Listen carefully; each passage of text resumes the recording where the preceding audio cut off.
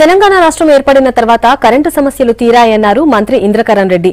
నిర్మల్ జిల్లా కడతాల్లో ఎంపీ నగేష్ తో కలిసి 33/11 kV విద్యుత్ సబ్ స్టేషన్ కు శంకుస్థాపన చేశారు. గ్రామాలు తండాల్లో విద్యుత్ 24 గంటలు సరఫరా చేస్తున్నామన్నారు. వ్యవసాయానికి 9 గంటల కరెంటు అందిస్తూ రైతు ప్రభుత్వంగా పేరు తెచ్చుకున్నామన్నారు.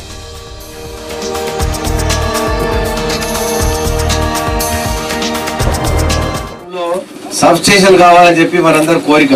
ఇన్ని సబ్ స్టేషన్లు వచ్చినాక ఎవరైనా ఇప్పుడు కరెంటు గురించి మాట్లాడుతున్నారా? ఇప్పుడు వాళ్ళ డిపార్ట్మెంట్లో అడిగేటప్పుడు కూడా లేరు. ఇప్పుడు ఎందుకంటే కరెంటు 9 గంటలు రైతులకు ఫుల్ సప్లై ఉంటుంది.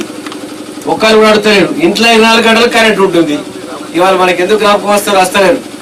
అందుకొరకు ఇంకా దీన్ని ఇంకా మెరుగుపరచడానికి 132 kV మనకు అక్కాపూర్లో కాకుండా 220 కాకుండా 400 kV బొప్పారం నిర్మల్లో 400 kV కూడా మనకు సబ్ స్టేషన్ తయారైతుంది.